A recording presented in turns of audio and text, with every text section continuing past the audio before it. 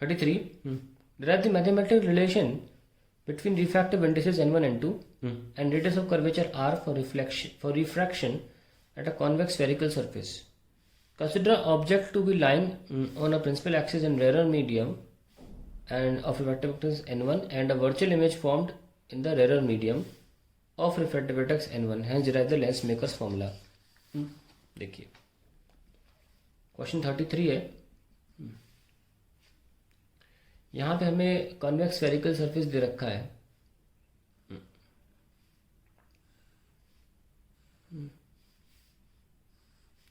और हमें एक्सप्रेशन निकालना है n1 n2 के बीच में. यहाँ पे रिफ्रैक्टिव इंडेक्स n1 है या n2 है.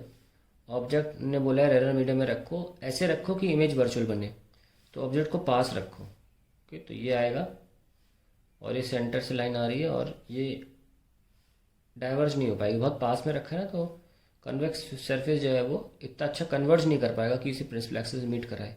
थोड़ा बहुत तो करेगा पर उतना अच्छा नहीं, जिसकी वजह से इसे प्रोड्यूस करना पड़ जाएगा और हमको इमेज मिल जाएगी वर्चुअल. यही उनने केस बताने को, सॉल्व करने को बोला है. इस केस के लिए n1 n2 निकालना है.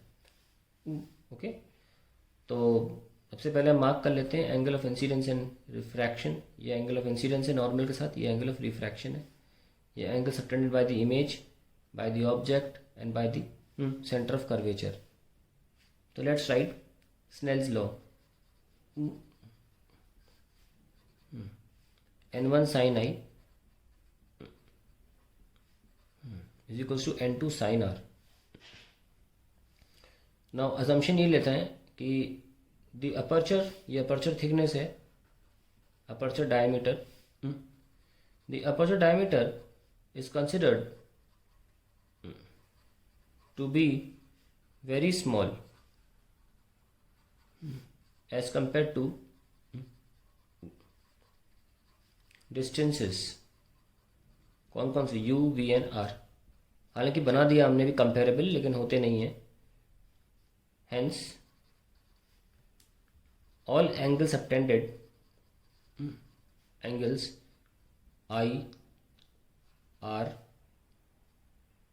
alpha, beta and gamma are small angles.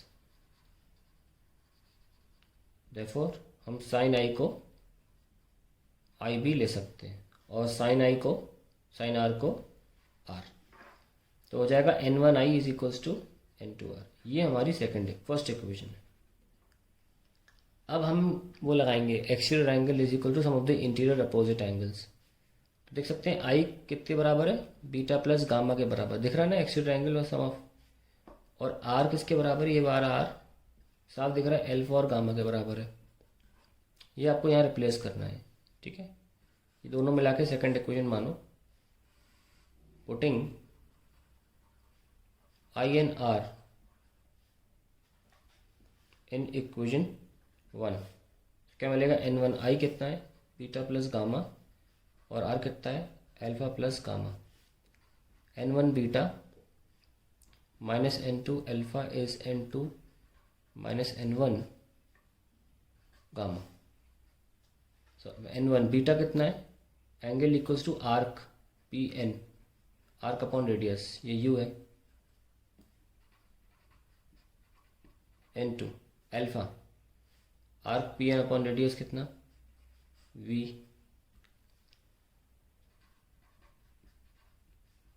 और ऑब्वियसली n2 माइनस n1 वाला r बचेगा पी एन बाय ये लो. So n1 by u minus n2 bye v is n2 minus n1 by r. अब sign convention बचा है. Sign convention हम देख सकते हैं कि इंसिडेंट रे जो है वो राइट साइड है और u और v जो है वो लेफ्ट साइड है. u comma v left side है, तो ये नेगेटिव हो जाएंगे. r जो है वो राइट साइड ही काउंट हो रहा है, तो ये पॉजिटिव रहेगा. तो नेगेटिव हो जाएंगे तो पलट जाएगा sign. Minus n1 by u plus n2 by v is equals to n2 minus n1 by r. That is the expression for this situation. अब आगे आपसे बोला है कि इसका सहारा लेकर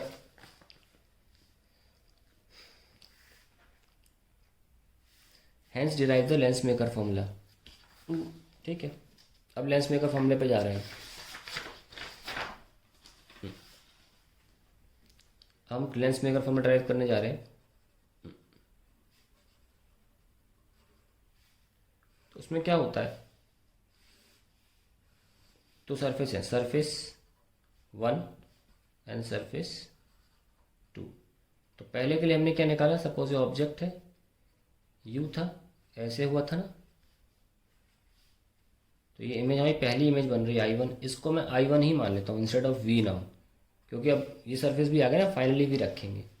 तो इस सरफेस के लिए फॉर्मूला क्या बन के आया, माइनस का N1/U, क्योंकि U तो रखना ही है, plus N2/I1 is equals to N2 minus N1/R, R1, क्योंकि अब दो सरफेस आ गए ना, तो एक R1 होगा। तो ये आपकी पहली इक्वेशन आ गई।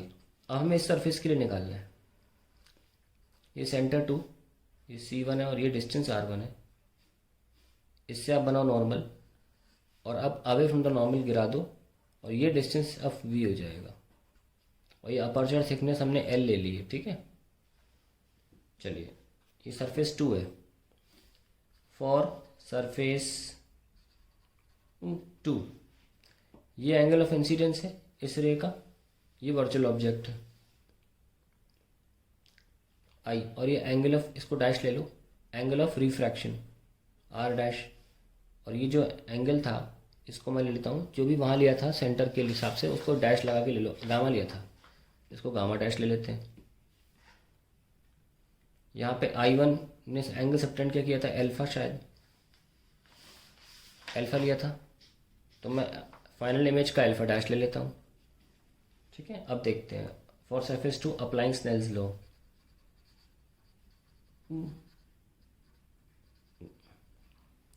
हाँ भाई अप्लाइंग करें, N2I dash is equals to N1R dash. क्या किया हमने, साइन I डैश को I डैश ले लिया, और एंड सो ऑन, ये तो पहले ही हम कर चुके हैं, दोबारा नहीं लिख रहे हैं इसीलिए अजम्पशन। हमें देखना पड़ेगा कि I डैश है क्या, उस लगे हाथ R डैश पे हमको निकालना होगा ना। देखें गामा डैश क्या है, अल्फा प्लस I डैश, ठीक है। तो I डैश क्या हुआ, गामा डैश माइनस अल्फा, पहली चीज़ तो आ गई। सिमिलरली देख सकते हैं R डैश क्या है, gamma dash plus alpha dash,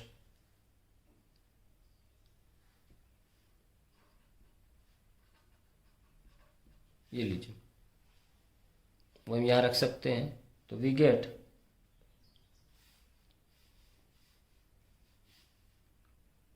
N2I dash that is gamma dash minus alpha is equals to N1R that is gamma dash plus alpha, ठीक है।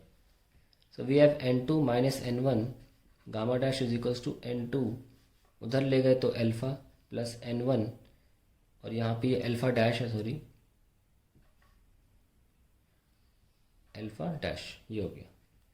सो N2 minus N1 gamma dash, देखो ये R2 है, तो इस angle क्या हुआ, आर्क अपॉन रेडियस, आर्क मैं PN डैश मान लेता हूँ, इसलिए यहाँ PN था, यहाँ PN dash arc P dash N dash upon radius R2 is equals to N2, alpha क्या होगा, arc P dash N dash upon alpha के लिए रेडियस, ये इतना बड़ा, यानी कि I1 प्लस L, ये L लिया था ना इसीलिए लिया था, I1 plus L plus N1 alpha dash ये है, P dash N dash upon V हो गया। अब हम क्या करने वाले हैं कि हम ये मान लेंगे कि aperture thickness L is very very less than I1, so I1 plus L क्या हो जाएगा, almost zero. So we can replace it like N2, और PN तो काट ही दो, N2/I1 plus N1/V is N2 minus N1 upon R2, ठीक है। अब साइन कन्वेंशन लगा देते हैं कि हमारी इंसिडेंट जो राइट साइड जा रही है, लेफ्ट साइड कौन है, लेफ्ट साइड I1 है, लेफ्ट साइड R2 भी है, तो माइनस लगेगा इनमें, N2/I1 minus plus N1/V is N2 minus N1 by minus का R2, ये आएगा। ये हो गई आपकी सेकंड इक्वेशन, और ये आपकी थी फर्स्ट इक्वेशन। अब इनको ऐड करना है, adding first and second, minus का n1 by u plus n2 by i1 equals to n2 minus n1 by r1, फिर n1 माइनस का n2 by i1 plus n1 by v, देख सकते हैं आप equation, n2 by i1 n1 by v is equals to n2 minus n1 by minus r2, ये cancel, so we have n1 1 by v minus 1 by u is equals to n2 minus n1 upon r2, sorry 1 by r1 minus 1 by r2, ये आ गया। So 1 by v minus 1 by u is n2 by n1 minus 1 by r1 minus 1 by r2, इसको आप directly F लिख दो। So we have this as the formula for lens maker, ये derive हो गया लेंस मेकर फॉर्मूला। और second part, light from a point source in air falls on a convex spherical glass surface of refractive index 1.5 and radius of curvature 20 cm. The distance of light source from the glass surface is 100 cm. At what position is the image formed? तो glass surface बना लीजिए,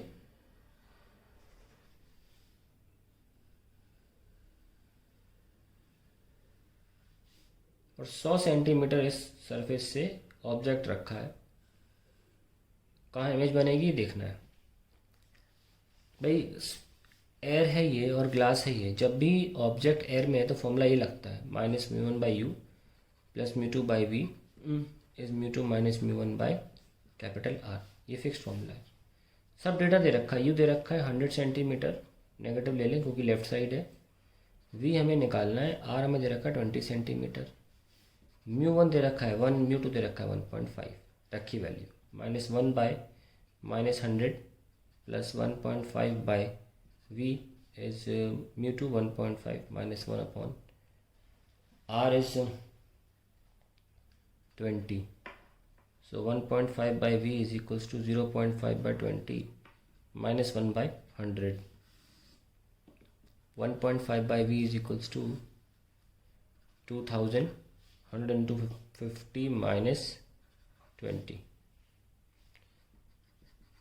कितना 30 upon 2000, 15 20 सा 20 100 सा, we आ गया 100 centimetre. That is the answer to the question. तो ये स्फेरिकल डायग्राम भी देख लेते हैं कैसा बनेगा। देखो स्फेरिक प्रॉपरली स्फीयर तो नहीं होना चाहिए, अगर स्फेरिकल बोला है तो आप सिर्फ एक सरफेस बनाएं।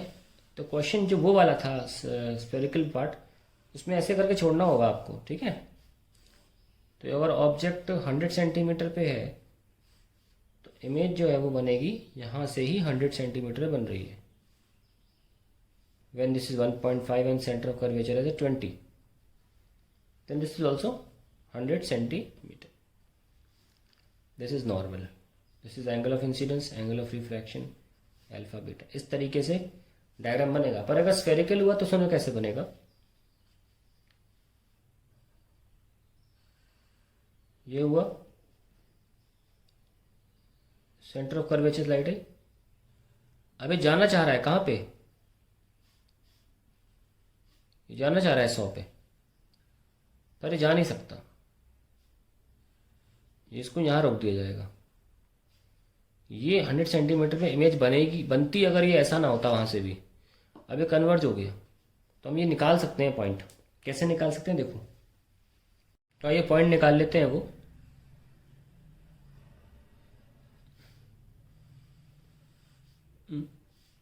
तो 100 पे ऑब्जेक्ट था यहां से,